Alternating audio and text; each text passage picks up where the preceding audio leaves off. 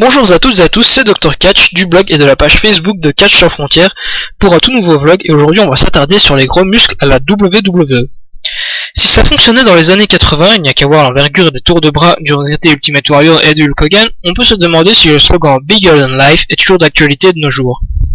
Il n'y a pas besoin de chercher bien loin pour voir que les musclés ça fait tout de même recette à la WWE. Il suffit de se tourner vers le New Westbury dans l'état du Massachusetts et son champion John Cena, 15 fois champion de la WWE.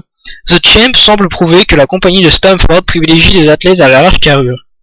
Un autre argument qui prouverait que la WWE tient toujours à rester plus grande que la vie, c'est la montée en puissance de l'ancien Monsieur Muscle du Shield, Roman Reigns. Beaucoup d'espoir semble reposer sur lui, et il se murmure d'ailleurs qu'un match entre lui et Brock Lesnar pour le titre de champion du monde poids lourd de la WWE aurait lieu lors de WrestleMania 31.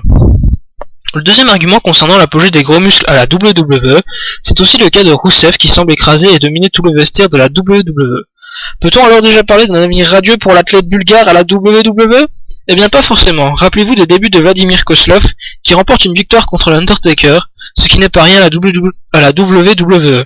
S'ensuit alors une première défaite et une série de mauvais pas jusqu'à ce qu'il forme un duo avec Santino Marella, qui n'aura pas spécialement marqué les esprits. Plus proche de notre actualité, nous avons également le cas de Ryback qui après un début sur les chapeaux de roue et une rivalité avec CM Punk pour le titre WWE n'aura finalement mené à rien.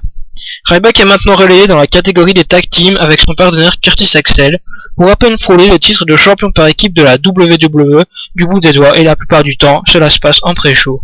Comme troisième exemple, nous avons aussi le règne assez terne de champion intercontinental de Big E. On aurait pu croire que la WWE essayait de relancer la machine avec la nouvelle écurie formée de Xavier Woods, Kofi Kingston et Big E, mais l'idée semble avoir été vite abandonnée. Et pour terminer, nous avons eu le cas de Batista.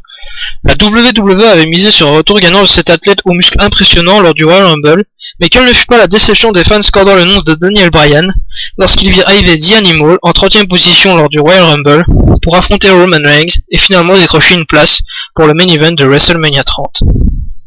Tous ces exemples nous permettent-ils de dire que l'ère du muscle est bel et bien révolue à la WWE? Question difficile et chacun s'en fera sa propre opinion. La WWE semble toujours miser sur les gros muscles, on peut s'en apercevoir grâce au main event de SummerSlam qui aura lieu ce dimanche 17 août et qui verra s'affronter le 15 fois champion John Cena contre l'ex-champion de l'UFC Brock Lesnar. Et d'un autre côté, nous avons l'univers de la WWE qui semble apprécier des athlètes qui paraissent plus proches d'eux et qui doivent surmonter des épreuves plus grandes qu'eux comme l'a fait Daniel Bryan lors de WrestleMania 30 ou comme Dean Ambrose le fera lors de SummerSlam dans son Lumberjack match face à Seth Rollins.